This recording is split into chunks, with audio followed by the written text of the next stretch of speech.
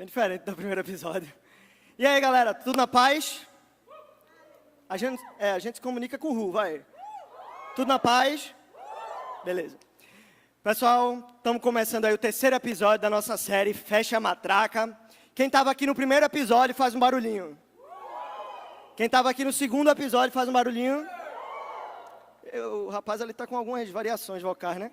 O primeiro saiu, o segundo saiu mais, uma voz mais máscula, enfim. Pessoal, estamos no terceiro episódio. Primeiro episódio a gente falou sobre, no geral, assim, a gente precisa fechar a matraca, mas não é fechar a matraca da nossa boca, da nossa voz. A gente precisa, sim, parar de fofocar um pouco. Amém? Amém. Um pouco não, bastante. Precisamos. Mas o fecha a matraca não é sobre parar de fofocar, não é sobre calar a nossa boca. É sobre a gente calar a matraca dentro de nós, que insiste em negatividade, em desencorajamento, em medo, em uma falsa percepção de quem você é. Então, no primeiro episódio, a gente falou sobre como é que funciona tudo isso, a gente deu um apanhado geral, a gente falou um pouco sobre a gente amplificar a voz de Deus, porque essas vozes que contam mentiras para a gente, que desestimulam a gente, que falam sobre negatividade para a gente, essas vozes, elas nunca vão parar de existir, elas sempre vão estar lá. Então, o que é que a gente precisa fazer? Aumentar a voz de Deus. Então, a gente vai dar mais atenção para a voz de Deus do que para todas as outras vozes. Por mais que elas façam algum barulho, a voz de Deus, ela ressoa sempre muito mais alta, o volume dela é muito maior na nossa vida e a gente dá muito mais atenção. Semana passada, quem esteve aqui foi Vini. Quem gostou da pregação de Vini aí, faz barulho. Vini, eu já posso ir embora, estou tranquilo, feliz por isso. E Vini trouxe uma palavra sobre identidade, sobre insegurança, porque muitas vezes a gente está inseguro de quem a gente é em Deus. Isso traz falsas percepções sobre quem a gente é, sobre quem as pessoas são, sobre o que Deus chamou a gente para fazer. E aí a gente teve um momento muito especial aqui, a gente acabou o culto todo mundo de joelhos, que é o lugar e a forma onde a gente deve estar todos os dias da nossa vida, de joelhos, e reconhecendo quem Deus é, reconhecendo o que Ele fala que nós somos. Então foi muito especial semana passada. E hoje a gente vai falar sobre medo, ok? A gente vai falar sobre medo. E eu queria já pedir para vocês prepararem a Bíblia de vocês. A gente vai abrir em alguns textos hoje. Mas eu queria pedir para você não usar seu celular. Por favor, não use seu celular. Mesmo que seja para ler a Bíblia, não use. Vai aparecer o texto aqui no telão. Se você tiver a Bíblia física, você abre. Para você não se distrair com o WhatsApp. Não conversa agora. Tenta desconectar aí com o mundo afora. Deixa Deus falar algo muito especial para o seu coração hoje aqui.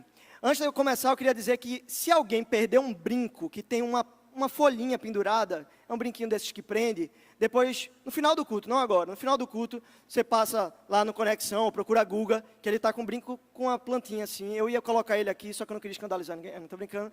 Mas eu tenho a orelha furada, não uso mais porque eu acho que já passou a fase. Mas, eu não sei porque eu estou falando isso, mas segue o baile. Pessoal, vamos lá. A gente vai falar de medo hoje.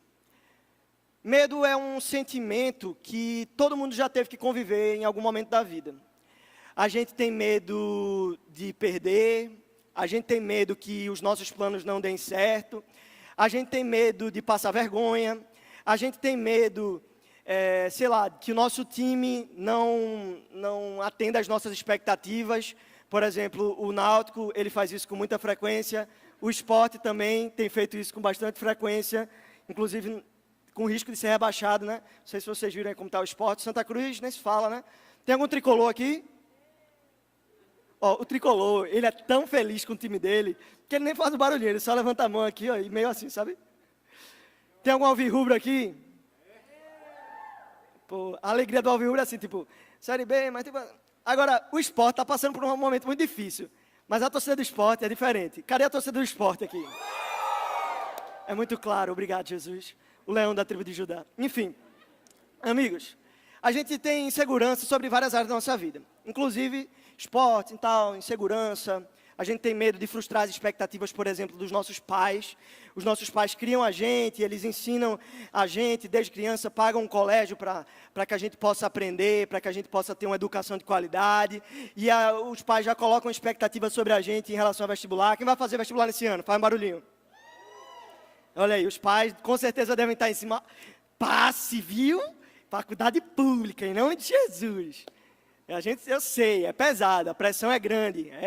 Todo mundo aí tem que lidar Guguinha está aí estudando muito, né, Guguinha? Vai conseguir, em nome de Jesus. Deus vai abrir as portas. Mas a gente tem que conviver com as expectativas que são criadas sobre a gente pelos nossos pais, pelos nossos amigos, pelas pessoas que a gente ama, por quem a gente valoriza. E a gente tem medo de frustrar, a gente tem medo de cair, a gente tem medo do que Deus pensa sobre a gente tem medo do que a gente pensa sobre a gente. Às vezes a gente não percebe, mas é a realidade. Medo é um sentimento que o ser humano ele tem que conviver, mas não é um sentimento que Deus chamou você para conviver. Apesar de ser um sentimento que existe e que persegue a gente a maior parte do tempo, Deus não nos chamou para vivermos com medo. Não é um sentimento que Ele quer que esteja no seu coração, que você alimente. Não, não é. Vamos lá voltar, eu falei nisso no primeiro episódio também, mas vamos voltar lá para o Éden. Deus chega em Adão e Eva e dizem, olha, vocês são minha criação, vocês têm autoridade sobre tudo que foi criado, sobre todos os animais. Não autoridade para oprimir, mas autoridade e o poder de governar para o bem da natureza, para o bem da criação. Deus cria o homem com a capacidade de pensar, de escolher, de amar, de odiar, de ter prazer e alegria e também de desprezo, insatisfação. Deus cria o homem com essas capacidades. Ele cria Adão e Eva e ele fala, olha, eu criei vocês para me relacionar com vocês. Eu não criei vocês para vocês serem como, sei lá, uma estátua que simplesmente existe e eu olho, pô, foi eu que fiz. Não, eu quero me relacionar com vocês. Eu quero ter uma amizade com vocês. A Bíblia vai dizer que Deus descia ao entardecer para estar com Adão e Eva e se relacionar com eles. Eles eram completamente plenos, porque eles tinham um relacionamento perfeito com Deus. E aí chega a serpente e conta uma grande mentira. Olha, se vocês comerem da árvore que Deus falou para vocês que não era para vocês comerem, vocês vão se tornar igual a Ele. Vocês querem ser iguais a Deus? Capazes de saber de tudo, fazer tudo, estar em todos os lugares, vocês querem ser como Deus? Então, comam dessa árvore, vocês vão ser. E naquele momento, Adão e Eva, eles esquecem dos conselhos de Deus, das instruções de Deus para a vida deles. Eles preferem fazer aquilo que a serpente está falando. Uma ideia mentirosa, que não é real. Que não foi, na verdade, aquilo que a cobra falou, a serpente falou para Adão e Eva, não era o que Deus tinha falado. Ela perverteu o significado ali. E eles comem da árvore do conhecimento do bem e do mal. E ali, o pecado entra dentro do ser humano. Adão e Eva são agora impactados pelo peso do pecado e eles se envergonham. Mas a Bíblia vai dizer que eles tiveram um sentimento em especial. A Bíblia vai dizer lá em Gênesis. Pegue sua Bíblia aí. Não vai aparecer aqui no telão, então é o único versículo que não vai aparecer. Mas Gênesis, no capítulo 4, no versículo 9, vai dizer assim, preste atenção. Logo depois que o homem pecou, então Deus, eu vou ler a partir do 8. Quando soprava a brisa do entardecer, o homem e a sua mulher ouviram o Senhor Deus caminhando pelo jardim. Ou seja, Deus estava ali, eles podiam se relacionar com Ele. E se esconderam dele dentre as árvores. Então o Senhor Deus chamou o homem e perguntou, onde você está? Deus sabia onde eles estavam, mas Deus ainda assim perguntou. E ele respondeu, eu ouvi que estavas andando pelo jardim e me escondi. Tive medo, pois estava nu. Tive medo. Foi a primeira menção na Bíblia a esse sentimento. Medo. Quem foi que colocou esse sentimento em Adão? Ele não precisava ter isso. Ele tinha um relacionamento pleno com Deus. Ele não precisava ter medo de Deus, porque Deus era o cara com quem ele se relacionava. E por que ele estava com medo? Porque ele caiu nos enganos da serpente, que mente para a gente o tempo inteiro. E o diabo, ele é muito astuto na nossa vida, porque talvez ele não se manifeste hoje na nossa vida através de serpentes. Às vezes a gente tem uma amiga que é uma cobra e tal, um amigo que é uma cascavel. Mas às vezes não é uma cobra em si. Na verdade, quase nunca é. Eu nunca vi uma cobra falar. Mas ele usa as mentiras que vêm dos lugares mais inesperados. Às vezes vem da nossa casa, dos nossos pais, dos nossos amigos. Eu falei sobre isso no primeiro episódio. As mentiras a nosso respeito, sobre quem a gente é, sobre como vai ser o nosso futuro, elas invadem a nossa cabeça e tentam formar aquilo que a gente pensa ao nosso respeito. E Adão, mesmo sabendo que ele era uma criação de Deus, que ele era pleno, que ele tinha 100% acesso a Deus, que Deus descia e caminhava com ele, ele tinha um acesso que a gente não tem a esse Deus, esse acesso pleno. Ele podia ver Deus porque Deus estava com ele no jardim, Deus estava caminhando com ele no jardim. Mas ele é seduzido pelos encantos da serpente e cai. E quando Deus pergunta para ele, uma pergunta que Deus talvez fizesse em outros momentos: cadê você, Adão? Chega aí. E ele simplesmente chega, mas não, dessa vez ele teve medo. Porque ele estava nu, mas ele já estava nu antes também. Ele não estava nu depois que pecou, não. Ele já estava nu. E aí ele pega folhas na tentativa de se esconder. E a gente é muito parecido com Adão. A gente faz besteira o tempo inteiro. A gente peca, a gente trai o nosso Deus, o Deus que a gente canta aqui, que a gente ama, que a gente não tem bem mais precioso, que Ele tem o lugar de honra na nossa vida, que Ele é o nosso maior amor e que a gente quer estar com Ele para sempre. A gente canta essas coisas, mas a gente trai Deus constantemente durante nossa semana. A gente trai Deus de diversas formas, mas aí a gente pensa o quê? Nossa, trair Deus, então como uma outra pessoa qualquer, Ele vai se sentir traído e ele vai me rejeitar. Ele vai querer que eu me distancie. Mas a gente bem sabe que o nosso Deus, ele não é assim. Que ele não trata a gente conforme o merecimento da gente. Porque toda a ira de Deus contra o pecado, imagina, você foi traído e você fica com ódio da pessoa que traiu você. Porque você depositou todo o seu amor, toda a sua esperança, seu relacionamento, a confiança do seu coração, você colocou sobre essa pessoa. E ela te trai, você fica com ódio mortal dela. Se ela aparecer na sua frente, é melhor não aparecer. Porque a chance de você tirar o seu salto e meter na cara do boy é muito, muito grande. Ou então de você chegar na menina e alisar, porque em mulher não se bate nem com a flor. Amém? Certo, porque eu não quero arranjar confusão com ninguém, mesmo que seja exemplo. Mas pessoal, se vocês pararem para pensar, é muito natural a gente odiar quem traiu a gente. Muito natural. E Deus, ele tinha todos os motivos para odiar, e ele não faz. Só que essa ira de Deus, ela precisava ser descarregada em alguém. Porque é justo. É justo a gente ficar irado com quem chateou a gente. É justo. É justo a gente ter raiva, ter insatisfação. E Deus, mais do que nunca. Agora imagina a ira de um Deus todo-poderoso. É assustador, né? Imagina um Deus que é todo-poderoso ficar irado. Beleza. Só que ele não descarrega tudo isso em cima de Adão. Ele não descarrega tudo isso em cima de Eva. Ele é muito paciente e ele descarrega tudo isso em cima do filho dele. Jesus leva todo o peso do pecado, a ira de Deus. Deus triste, com raiva por conta do pecado, de forma justa. Só que ao invés de nos matar, ele mata o filho. Ele entrega o filho para morrer. Por mais assustador que isso pareça, foi isso que Jesus fez.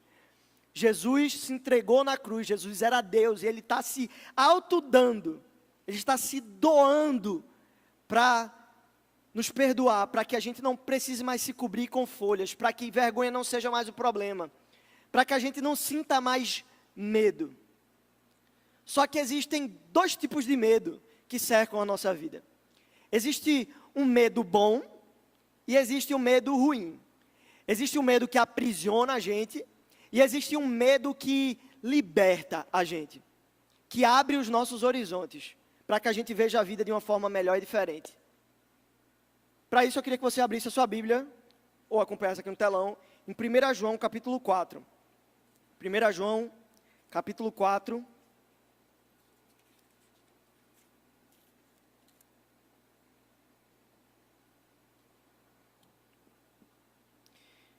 João 4, versículo 18.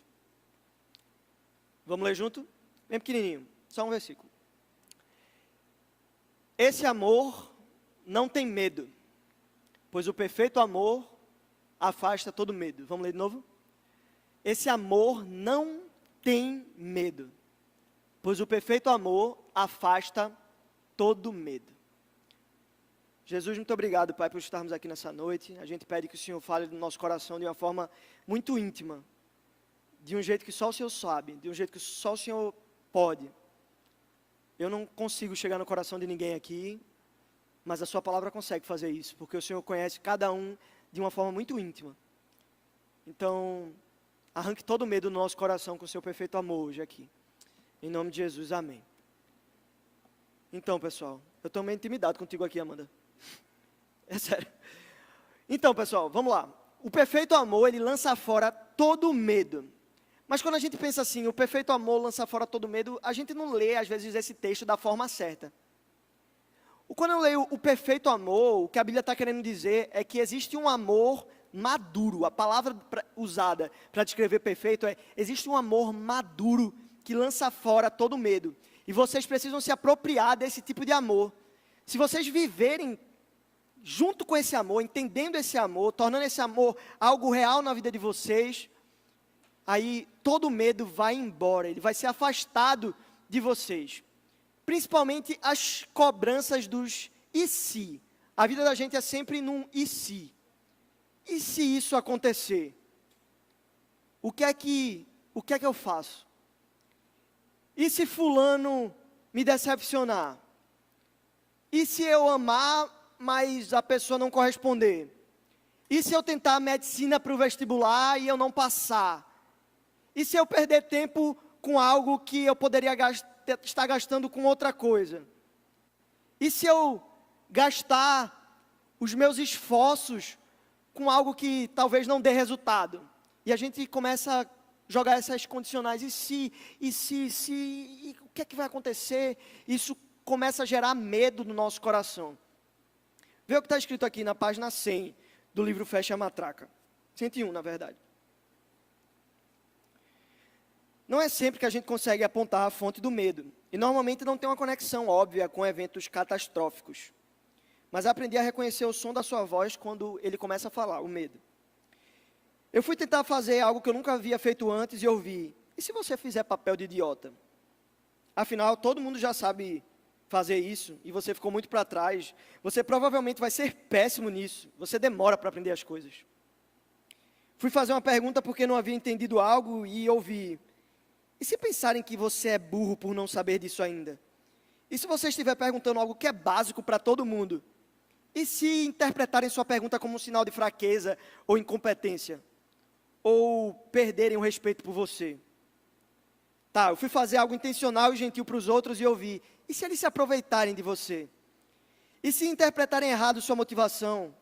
E se nem quiserem sua ajuda ou acabarem rejeitando você? Como você vai lidar com isso? Eu fui começar um novo hábito na minha vida e ouvi. E se você se comprometer com isso e não tiver perseverança para continuar? E se você realmente se arriscar e as pessoas acabarem vendo que você falhou? E se você não tentar ou não se comprometer nessa área, ao menos não correrá o risco de falhar. Quantas vezes a gente já não fez uma dessas perguntas? Tipo, a gente renuncia a fazer algo com medo de dar errado. De dar o primeiro passo, porque talvez a resposta a esse primeiro passo não seja tão boa assim. Tá, eu decidi que eu quero estudar medicina. Eu não me sinto tão capaz, mas eu vou tentar, porque eu acredito que é um curso legal e eu me vejo cuidando das pessoas, mas se der errado, vai ser uma frustração na minha casa, vai ser uma frustração para mim, a forma como eu vou me ver, a forma como eu vou me encarar, a forma como minha família vai me ver, a forma como meu namorado, minha namorada vão me enxergar, a forma como eu vou lidar com a frustração. E aí a gente começa a se perguntar, e se eu tiver a coragem de me relacionar com alguém, mas esse alguém era alguém que fez muita besteira no passado, então todo mundo vai me julgar, e a gente entra nesse ciclo vicioso de medos que alimentam o nosso coração e paralisam a gente.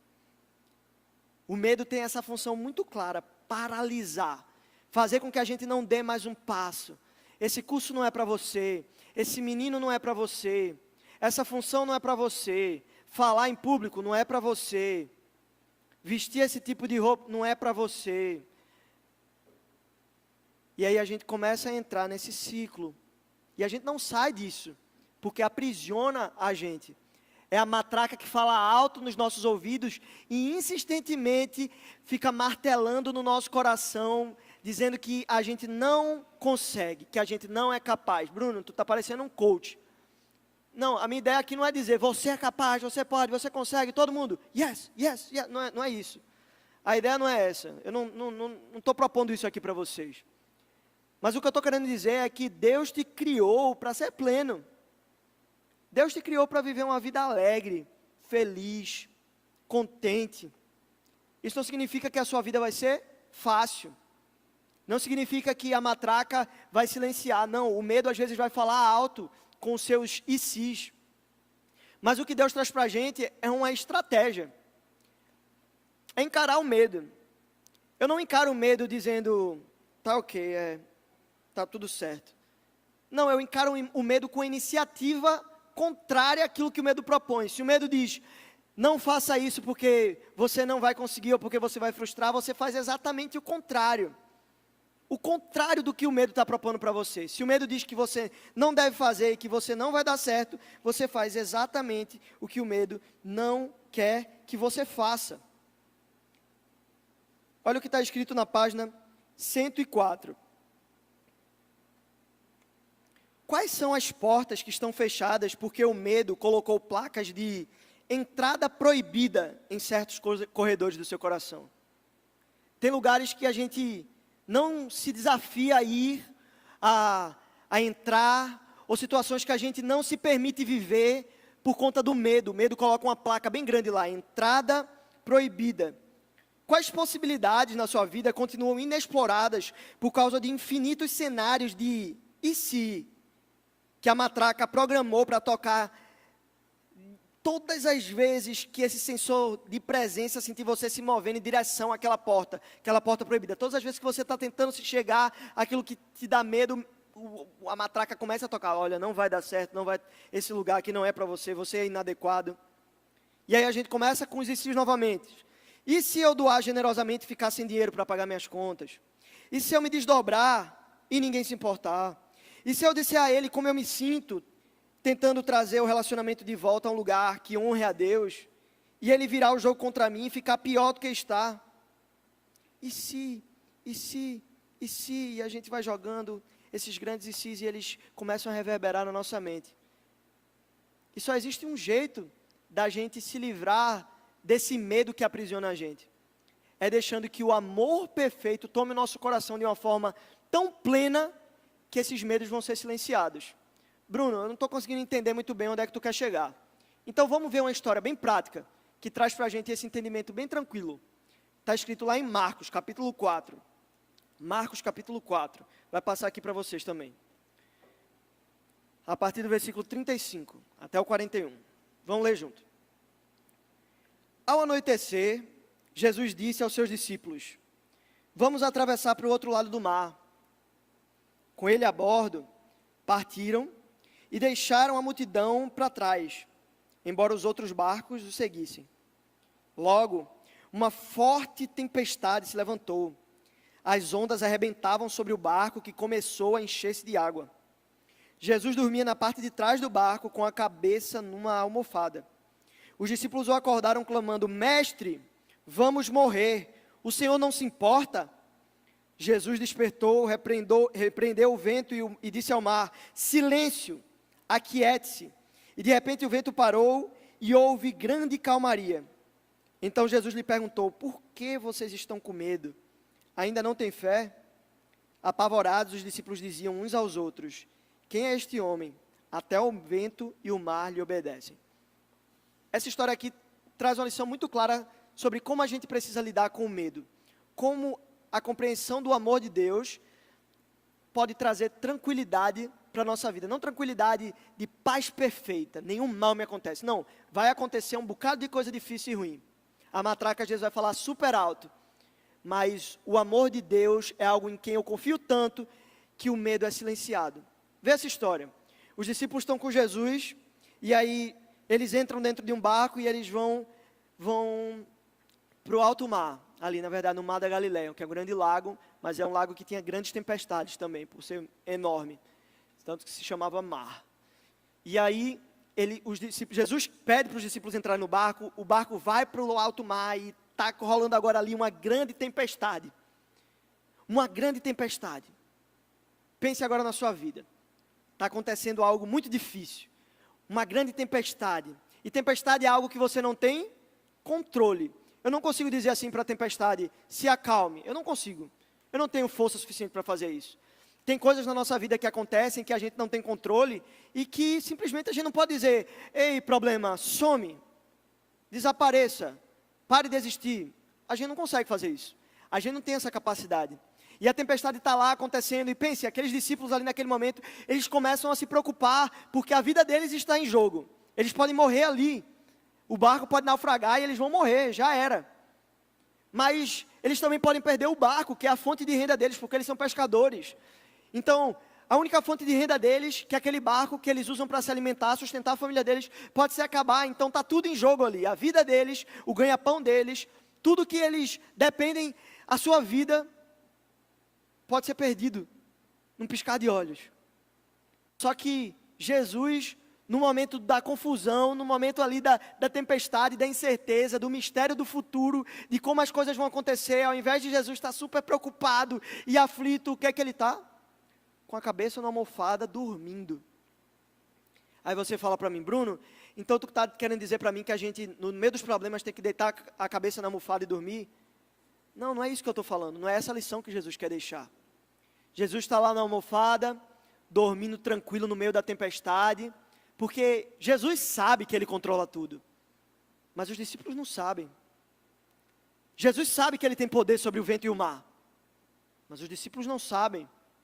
Jesus sabe que apenas uma ordem da boca dele seria suficiente para fazer todo o problema cessar, mas os discípulos não sabem.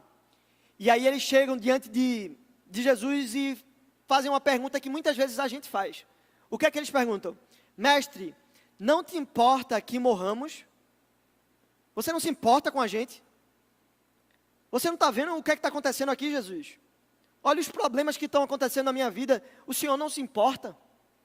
Pai, olha como está a minha casa, olha a situação, olha meu relacionamento com meu pai, olha o meu relacionamento com minha mãe como está, olha o meu namoro, Jesus, olha a minha situação do meu futuro, olha a minha faculdade, eu acabei a faculdade, como vai ser o meu amanhã, como vai ser o meu futuro?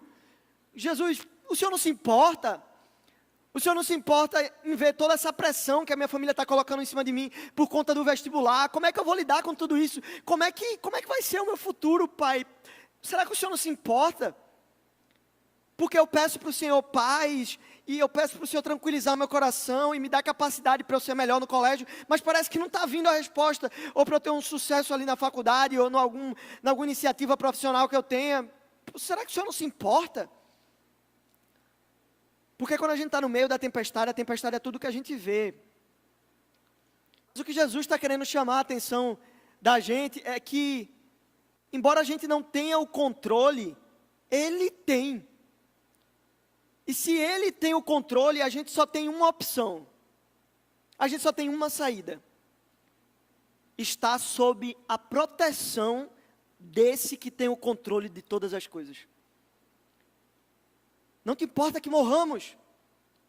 Jesus, Ele não fala, claro que eu se importo, claro que eu me importo. Senta aqui, deixa eu te explicar por que eu me importo. Deixa eu te explicar as coisas que eu tenho feito para você. Jesus não passa na cara. Jesus, Ele chega para o mar, chega para o problema e diz assim, olha, aquieta, calma, parem. E o vento e o mar se acalmam. Os discípulos, a Bíblia vai dizer que eles estavam morrendo de medo. Vai dizer aqui, ó, no versículo 38, os discípulos acordaram clamando, mestre, nós vamos morrer, estamos desesperados. Eles estão desesperados, estão morrendo de medo. Jesus vai e acalma tudo. E aí o que é que a Bíblia diz? Logo depois de Jesus acalmar o vento e o mar. O que é que a Bíblia diz? De repente o vento parou e houve grande calmaria. E então Jesus lhe perguntou, por que estão com medo? Vocês ainda não têm fé? Perceba que Jesus não perguntou, vocês não têm coragem? Jesus não perguntou, vocês não são, por que vocês não são valentes? Não foi isso que Jesus perguntou. Porque o oposto de medo, coloquem isso no coração, o oposto de medo não é coragem. O oposto de medo é fé. Senão Jesus tinha perguntado, por que vocês não têm coragem? Não, Jesus estava perguntando, por que vocês não acreditam? Por que vocês não têm fé? Por que vocês não confiam? Foi essa a pergunta, por que vocês ainda estão com medo? E o versículo continua dizendo que eles continuam com medo, mas percebam que o medo deles muda. Apavorados, os discípulos diziam uns aos outros, quem é esse que até o vento e o mar obedecem? O medo continuou ali, mas ele mudou. Alguma coisa aconteceu com esse medo. O medo que antes paralisava eles e faziam eles se perguntar, será que Deus se importa? Agora é um medo que diz, quem é esse? Que tipo de homem é esse que até o vento e o mar o obedecem? Se ele tem essa capacidade de, com uma simples ordem da sua boca, acalmar até o vento e o mar, olha, eu não sei vocês, mas eu sei com quem eu quero estar o resto da minha vida. Eu sei para quem ou em quem eu vou confiar o resto dos meus dias. Situações difíceis vão aparecer, mas tudo bem, porque eu tenho alguém do meu lado que até o vento e o mar o obedecem. O problema está grande? Beleza, eu estou com Cristo, Deus está do meu lado, o vento e o mar obedecem a ordem dele. Então, o que é esse problema para um Deus que consegue acalmar vento e mar? Foi isso que aqueles discípulos foram confrontados. O problema é grande? É. Mas Deus se importa. Se ele está dormindo no barco, não é porque ele não liga. É porque ele está no controle. Ele não perdeu. A gente às vezes fala isso como jargão evangélico, né? Ele está no controle. Deus está no controle, benção. Deus está no controle. Mas a gente esquece que isso é uma verdade extremamente significativa para a nossa vida. O nosso Deus tem o controle de tudo. E sabe qual é o maior medo que você, filho e filha de Deus, deveria ter no seu coração? Não está debaixo dessa proteção. Esse deveria ser o único medo que toma o seu coração. Mas não um medo que te paralisa, mas um medo que a Bíblia chama de temor. E a Bíblia vai dizer para a gente que o temor do Senhor é o princípio da sabedoria. Sabe, a gente escuta muito que certos medos são bons, que produzem algo bom na gente. Isso é real. E esse é o tipo de medo que produz movimento na gente. É o medo que faz a gente confiar, que faz a gente temer. O sábio não é aquele que faz uma startup e consegue ganhar muito dinheiro. Não, esse não é o sábio. O sábio é aquele que teme ao Senhor e confia nele. É aquele que consegue entender que a vida dele não pode ser controlada por si mesmo. Por mais preocupado que eu fique, eu não consigo mudar 1 centímetro da situação que eu estou preocupado. Você pode ficar ansioso como for. Isso não vai te ajudar no teu vestibular. Você pode ficar preocupado como for. Isso não vai fazer você passar. Isso não vai fazer o seu namoro dar certo. Isso não vai fazer a sua família ter paz. Isso não vai mudar. O que é que vai trazer paz para o seu dia, para a sua vida, para o seu amanhã, para o seu futuro misterioso? É saber que Deus já está lá. O futuro é um lugar que ainda a gente está indo. Eu ainda estou indo para o meu futuro. Ele não está aqui, às vezes ele não é palpável, às vezes eu não consigo enxergar com os meus olhos. Ele é incerto, porque o amanhã realmente é incerto. Eu não sei o que virá amanhã, eu não sei nem se amanhã eu vou estar vivo. Mas eu sei que Deus já está lá. Eu sei que o meu Deus, ele não está preso ao tempo. Ele está no passado, ele está no presente, ele está no futuro, porque na realidade o tempo para ele não existe, existe para a gente. Ele já está lá. Enquanto a gente está indo para o lugar que Deus prometeu, Deus já está lá. Mas Ele também está com a gente aqui no processo. E o que Ele quer ensinar para a gente é que a nossa vida não pode ser presa ao medo. A gente não pode deixar que o medo fique paralisando a gente, fazendo a gente se perguntar: você se importa? Você se importa, Deus? Você se importa? Não, muda a pergunta, cara. Muda a percepção. Deus se importa. Ele tem o controle de tudo.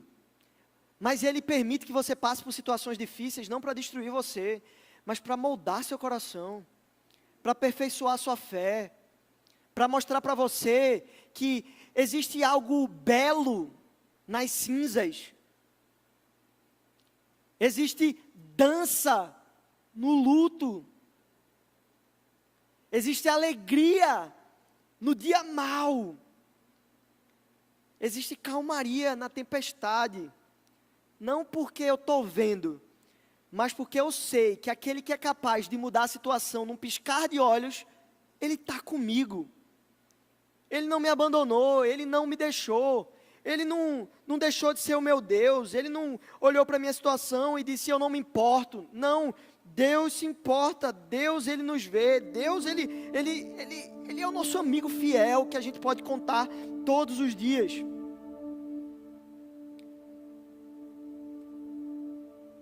O medo, o que está escrito aqui? Eu achei tão engraçado. De acordo com 1 João, que foi o que a gente leu, de acordo com 1 João, a única força no mundo capaz de vencer o medo é o perfeito amor de Deus. Decidir se posicionar no amor de Deus, nas batalhas contra o medo, é como ter Liam Neeson como pai e dizer a ele que alguém está mexendo com você. Vocês sabem quem é Liam Neeson? Aquele ator daqueles filmes que... ele é um senhorzinho, tá ligado, Duda? Quem é esse cara? Busca Implacável. Alguém já assistiu Busca Implacável? Aquele filme do metrô também, que ele tá dentro de um metrô e tal, e ele mata todo mundo. Mexeu com a filha do cara, ele vai lá no outro país, na Europa, mata o cara, mata todo mundo, porque mexeu com a filha dele, já era. Depois mexe com a esposa dele, ele mata todo mundo. Enfim, né? Não mata ninguém, viu, pessoal? Mas o que ele tá querendo falar pra gente aqui é que decidir se posicionar no amor de Deus, nas batalhas contra o medo, é como dizer pra esse cara, é tipo um Chuck Norris, sabe? Tem aquelas piadas com o Chuck Norris, não mexe com o Chuck Norris, você não mexe com ele. Pô, é mais ou menos assim. O medo é um valentão, sabe aquele valentão de filme americano? Que fica na porta e se recusa a deixar você passar. Não vai passar não, bobão, tá, otário, idiota, seu Zé Mané da escola. Você não vai voltar para a faculdade. Você está velho demais. Você não vai voltar para a igreja. A galera vai rir de você porque eles sabem o que você fez no verão passado. Mas o amor de Deus, o grande amor de Deus, é a realidade que se levanta acima do medo e diz assim: se você mexer com Ele, você está mexendo comigo. O medo não tem escolha a não ser sair quando o amor de Deus agarra ele no pescoço e diz: você não é bem-vindo aqui. Nosso Deus é esse tipo de gente, é esse tipo de ser que agarra o medo no pescoço e fala: você não tem espaço na vida do meu filho. Você não tem autoridade de dizer aquilo que ele é e aquilo que ele não é. Você não tem força suficiente para tragar a força dele, porque a força dele está em mim. E medo, você é só um derrotado. O nosso Deus é esse tipo de gente que bate no peito e diz: se você tocar num fio de cabelo dele, você não sabe com quem você está mexendo. Eu não sou um qualquer não. E eu não preciso me gabar do que eu posso fazer, mas não mexe com meu filho. A Bíblia vai dizer no livro no livro de Romanos, no capítulo 8, vai dizer assim pra gente: que nenhuma condenação há para aqueles que estão em Cristo Jesus. Nenhuma, zero, nenhuma condenação há. Por mais que a condenação venha para dizer aquilo que você não pode fazer, aquilo que você é incapaz, e o medo tente te aprisionar, você precisa se lembrar das promessas de Deus. Nenhuma condenação há. O que está escrito em Romanos capítulo 8: se Deus é por nós, quem será? Quem é o ousado?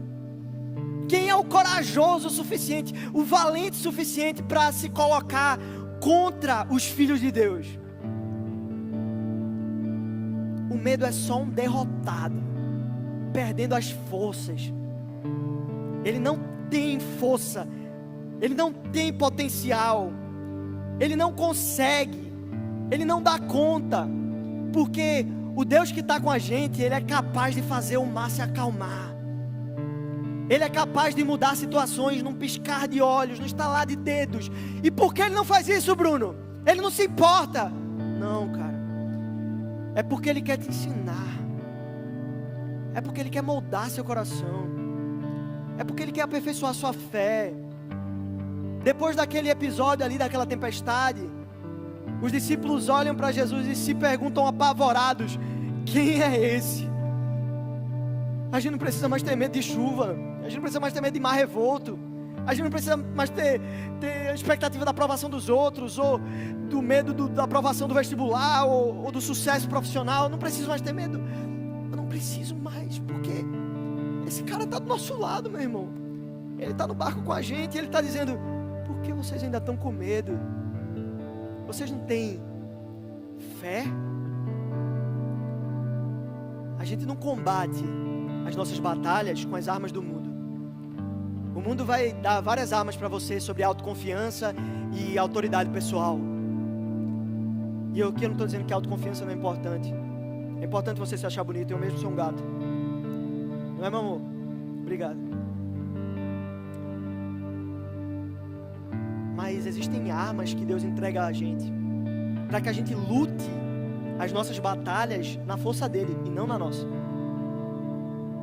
E existe uma arma fortíssima que Ele entregou para você, muito embora você não a use. Talvez você nem saiba que ela exista, mas eu queria trazer ela para você hoje. Essas armas que Deus quer que você as use com frequência para derrotar o medo, o desencorajamento, as mentiras e a insegurança, são as promessas dEle. E a música que a gente vai cantar agora, ela vai dizer que os pensamentos de Deus sobre nós são todos preciosos. Deus, Ele não tem um pensamento de condenação sobre você. Não tem. E eu desafio você a mostrar para mim na Bíblia. Ele não tem um pensamento de condenação. Os pensamentos de Deus sobre você são de alegria, amor e liberdade. Ele morreu por você para que você seja livre. Ele morreu por você para que você seja alegre e pleno nele.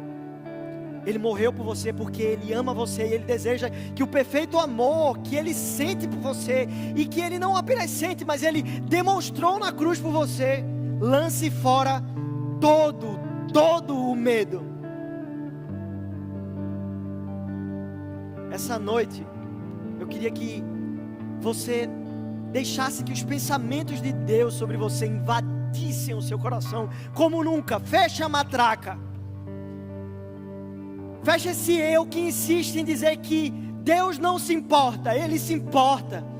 E Ele já demonstrou que se importa. Ele já fez. Ele deu o Filho dEle por você na cruz. Ele mostrou que se importa. Mas Ele não apenas deu o Filho dEle. Ele continua. Ele não deixou de ser o Deus da nossa salvação. Ele não nos salvou só para nos tirar do inferno. Ele nos salvou para nos dar uma vida de verdade. Deus não morreu na cruz para que a gente pudesse dizer assim: agora eu vou para o céu, só isso. Não, Ele morreu na cruz para nos dar uma vida real, verdadeira, plena, de alegria. E Paulo, ele descobriu o segredo. Ele vai dizer no livro de Filipenses, no capítulo 3, no capítulo 4, ele vai dizer: eu descobri o segredo. O segredo de viver contente em qualquer situação. Tendo muito, tendo pouco. Passando necessidade ou em bonança. Quando as coisas estão dando certo e quando estão dando errado. Eu descobri o segredo. E aí você vai dizer assim: ah, Bruno, então conta pra gente qual é o segredo. Apóstolo Paulo, conta pra gente qual é o segredo. Ó, o segredo é você fazer a semana do marketing digital. Não estou dizendo que você não deve fazer um curso de marketing digital. Pode fazer, não tem problema nenhum. Mas não é isso que vai resolver o problema da tua alma, cara. Essa sede que você sente por propósito, por significado para a sua vida, por sentido para o problema que você está passando, não vai ser resolvido com um curso de 5 dias gratuito, que no final ele vai oferecer um curso bem caro para você comprar. Não é desse jeito. O apóstolo Paulo, ele dá o segredo para a gente. Ele diz: eu descobri o segredo. E qual é? Tudo posso. Tudo posso naquele que me fortalece. Tudo. Não é tudo eu posso fazer. Eu vou escalar as montanhas, eu vou voar. Se eu tiver fé eu vou voar. Não é isso. É tudo posso enfrentar, porque a minha força vem dele. Medo, você é um mentiroso. Aquilo que você diz ao meu respeito não é real. Aquilo que você diz sobre o meu futuro não vai acontecer. Sabe por quê, medo? Porque eu sei em quem tenho crido. E eu sei que Ele é poderoso para fazer infinitamente mais do que eu peço, do que eu oro. Porque Ele me fortalece. Porque a graça dEle me basta. Porque o seu poder se aperfeiçoa na minha fraqueza. Eu sei em quem tenho crido. Ele é a minha força. Eu sei de onde a minha força vem. Ela não vem de mim. Ela não vem do meu mérito. Ela não vem da minha capacidade. Ela não vem porque eu estou sendo obediente. Ela não vem porque Deus está se orgulhando de mim. Não. Porque Deus não tem motivos para se orgulhar da gente. Deus, quando olha para a gente, Ele vê Jesus, e por isso Ele nos ama, porque Jesus pagou um preço por nós, e agora nós não somos mais órfãos, nós não somos mais alvos do ódio de Deus, da ira de Deus, da condenação, da rejeição. Deus se importa. Não deixe que o medo fale para você que Ele não se importa, ou que você não vai dar certo, que as coisas vão dar errado para você. Não deixe você ouvir que você é um pecador miserável, que não vai existir um amanhã para a sua vida. Deus, Ele te dá propósito, Ele te dá sentido. Ele faz você acordar de manhã e diz para você: olha, o sol nasceu de novo, e as minhas misericórdias, elas se renovaram sobre você. Tem um novo amanhã na sua vida, tem um novo dia que está vindo por aí. Sabe por que vai dar certo? Não é porque você é bom, é porque eu estou do seu lado. E se alguém mexer com você, mexeu comigo. Mexeu comigo. Você que é um cara, você que é uma menina, você é a menina dos olhos de Deus. É isso que a Bíblia vai falar pra gente. Não importa se você é menino ou menina, a Bíblia vai usar essa figura de linguagem. Ele vai dizer: você é a menina dos meus olhos. Não mexe com a minha menina, não. Não mexe. Sabe aquele namorado bem chato, ou aquele pai bem ciumento com a filha? Pronto, Deus é assim com a gente. A Bíblia vai dizer que Ele tem ciúmes da gente. Ele tem ciúmes, mas não um ciúmes possessivo, mas um ciúmes de proteção. Não mexa. Ele é meu, ela é minha. Não toque nele. Talvez você tenha escutado do seu pai, da sua mãe, que você não presta. Talvez você tenha escutado palavras que te colocaram para baixo e que atestaram incapacidades em você. Talvez você não se sinta amado pelo seu pai em casa. Talvez você não se sinta amado por sua mãe em casa. Talvez você se veja sempre como inadequado, imperfeito, aquém, em dívida. Eu não sei o que já foi dito para você. Eu não sei em que tipo de caminhos você já andou. Eu não sei que tipo de pecado você já cometeu. Mas eu sei quais são os pensamentos de Deus sobre você. são pensamentos de paz e não de mal. São pensamentos de um pai amoroso. Eu não sei que referência você tem de pai. Talvez seu pai seja um otário, um cara que te abandonou, que traiu a sua mãe.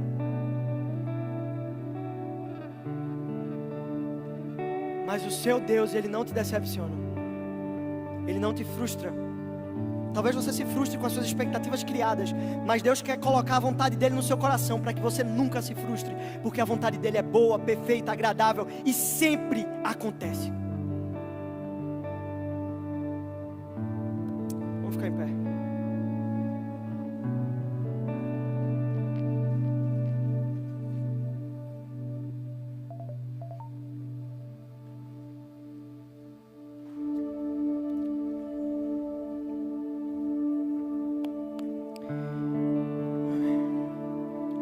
Feche seus olhos agora. Baixe sua cabeça. Se desconecte. Esqueça o horário. Esqueça o que você tem para fazer depois daqui. Deus está querendo falar com você. Se desconecte. Ele é mais importante.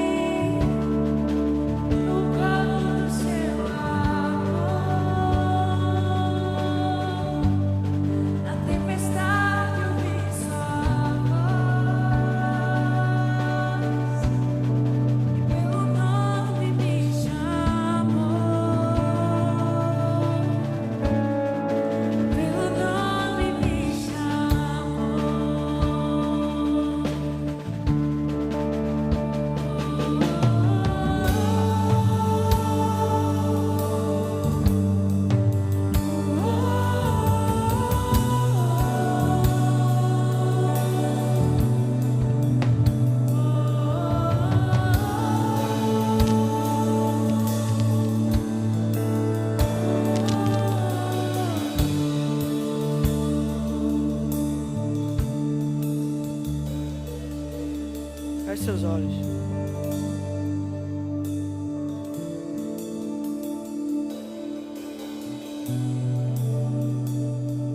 Eu não sei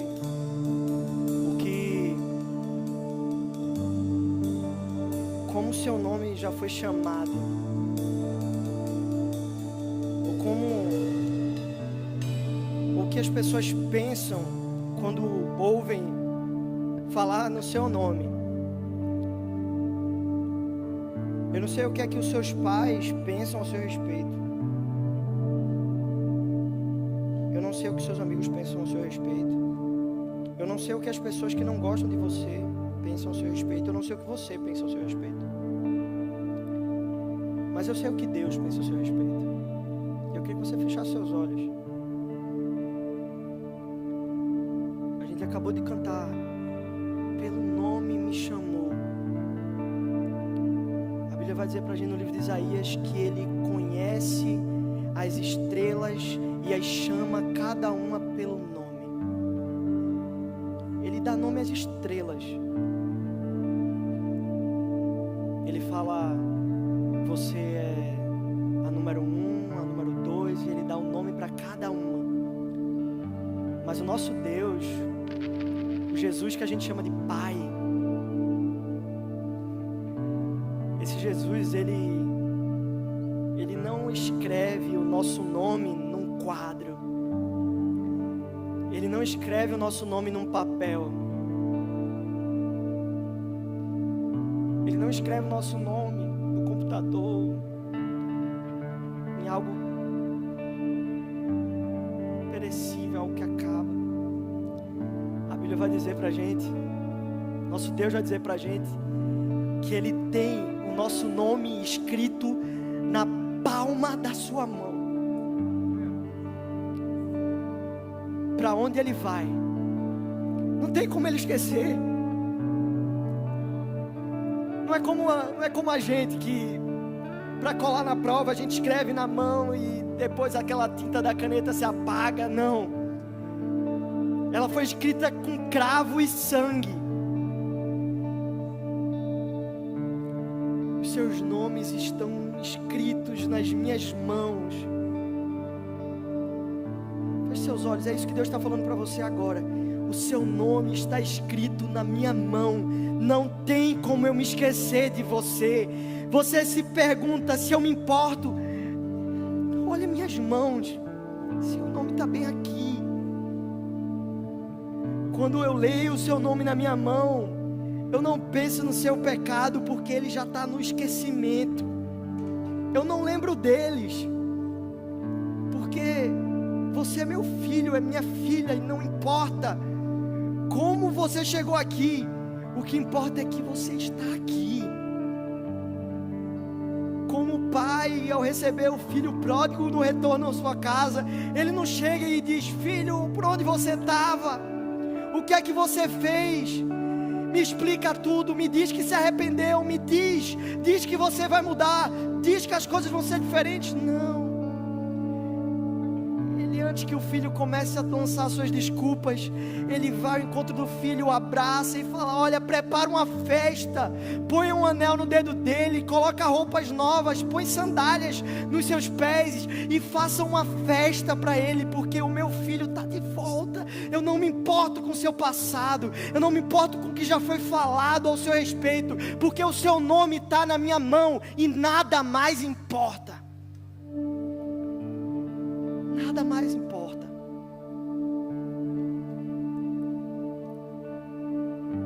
Eu não sei como você chegou aqui. Não sei. E hoje eu queria te fazer um pedido. Eu sei que é desafiador isso. Feche os olhos, não olhem para mim, só me ouçam. Eu sei que é desafiador isso. Vai tirar você da sua zona de conforto.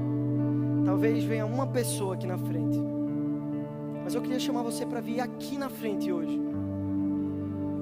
Eu sei que semana passada a gente esteve de joelhos, para mostrar para Deus que a gente reconhece o nosso lugar é aos seus pés, é reconhecendo quem Ele é, a grandeza dEle na nossa vida, e que é dEle que a gente depende. Mas hoje eu queria que você desafiasse o medo, e dissesse: quem é esse, que até o vento e o mar obedecem?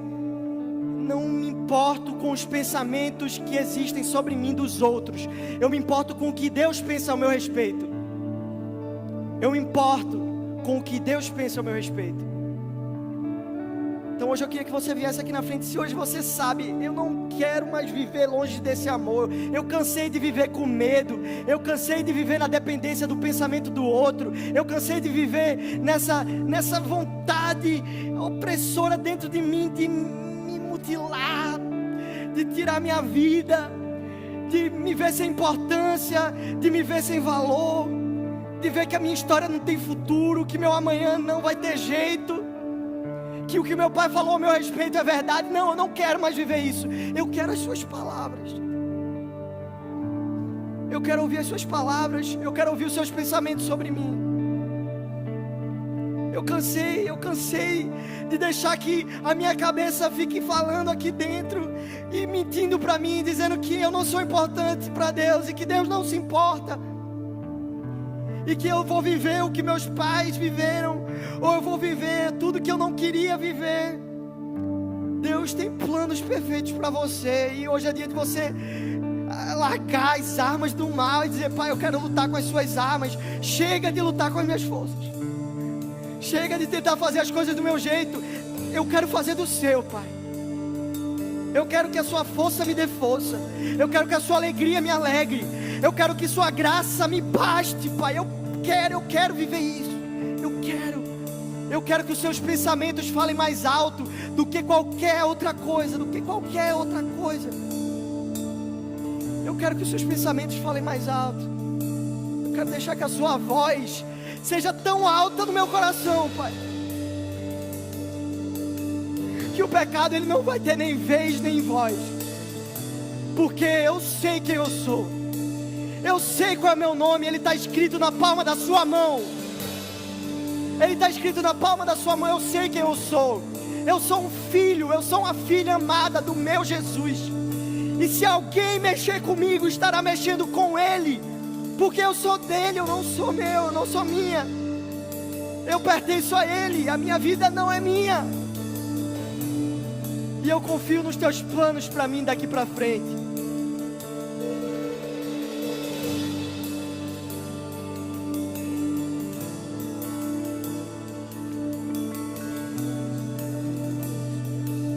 Queria que vocês orassem uns pelos outros. Ore pela pessoa que está do seu lado aí. Lance os pensamentos de Deus sobre o seu amigo.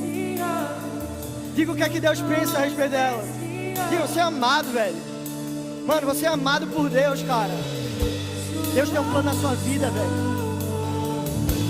Não importa o que seu pai falou sobre você, não importa o que você pensa a seu respeito, o que você acha que vai acontecer no seu futuro. Deus sabe, Deus pensa em você, Deus se importa com você, Deus se importa com você, mano. Deus se importa com você ter um futuro planejado pra você, cara.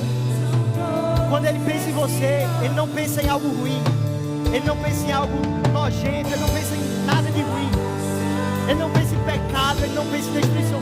Ele tem alegria quando Ele pensa em você, cara. Ele tem um plano para o seu futuro, Ele tem um plano para a sua história. Ele não desiste de você. Mesmo que você desista, Ele entregou o filho dele por isso. Ele entregou o seu filho por isso. Deus tem um plano para o seu futuro. Ele cuida de você.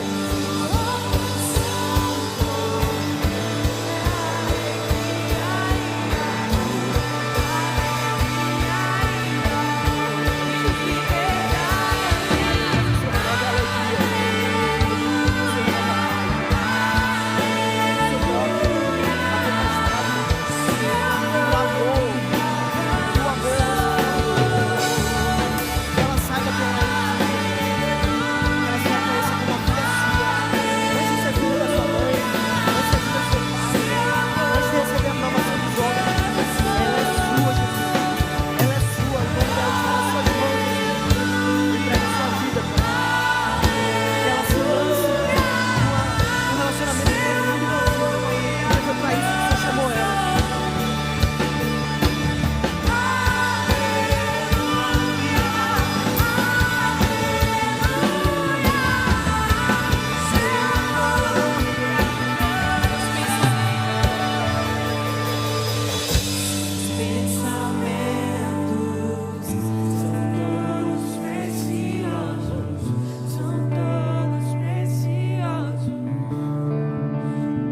Canta isso para Deus. Sua canção por mim é alegria e amor, alegria e amor, liberdade. Os pensamentos,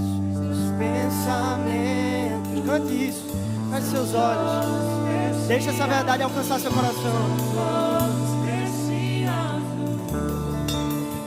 Sinta o abraço de Deus agora.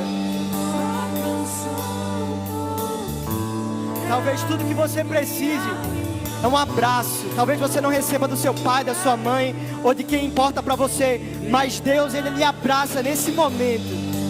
Ele supre as suas carências, Ele supre os vazios do seu coração, Ele supre as lacunas do seu ser. Os pensamentos dele sobre você são de amor, de graça, de paz. Ele tem um futuro certo para você, um futuro de esperança. Não importa o que você já viveu, não importa quais caminhos você já trilhou, Deus quer lavar seu pé hoje. Deus, Ele quer lavar seu pé hoje. Não importa a sujeira que está no seu pé, não importa a sujeira que você carregou de algo que você já viveu. Ele quer limpar o seu pé, Ele está dizendo: eu quero que você tenha parte comigo, eu quero me relacionar com você.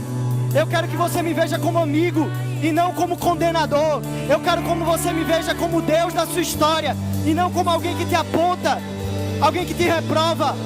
Não, não. Toda a punição, todo o castigo já foi levado na cruz. Jesus já tomou. Sobre você só existe amor, amor, amor, amor, amor, liberdade, graça e alegria.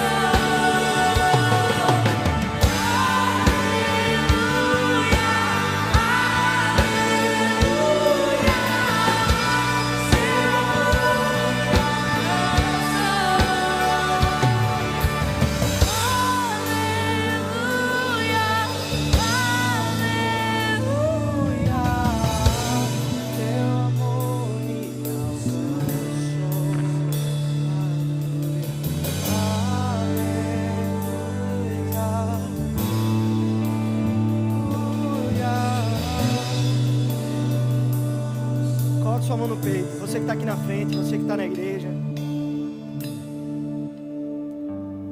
Senhor Jesus, hoje a gente quer fazer um pacto contigo, Senhor. Um compromisso, Deus. Um compromisso para sempre, Deus.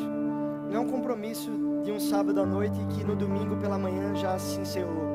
É um compromisso para a vida toda, Pai.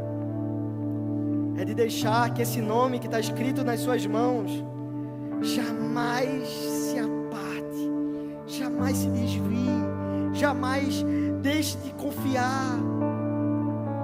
Senhor, a gente sabe que a gente vai cair no meio do processo, que talvez amanhã a gente te traia, mas Pai, a gente quer mudar isso, Deus. A gente quer ser fiel, a gente quer deixar que o medo da aprovação, o medo da frustração não tenha mais domínio sobre nós, porque a gente agora aprendeu, Pai, que o Senhor se importa, porque a gente sabe que o Senhor se importa. Quem é esse que escreve o nosso nome nas suas mãos? Quem é esse? Pai, cada pessoa aqui nessa igreja, nesse lugar, Pai, é sua, não é minha, não é do pai, não é da mãe, é sua, Jesus. Toma o futuro de cada pessoa aqui, Pai. Toma a mente, toma os pensamentos, Pai. Aquilo que elas pensam a respeito de si mesmas, aquilo que elas pensam a respeito do seu futuro, aquilo que elas pensam a respeito do seu passado. Senhor, muda tudo, Pai. A casa é sua. Faz a obra. Muda as coisas de lugar. Essa é a nossa oração, Senhor. Nós confiamos nos teus pensamentos sobre nós, Pai, porque o seu amor nos alcançou. Em nome de Jesus. Amém. Amém, galera. Glória a Deus, gente.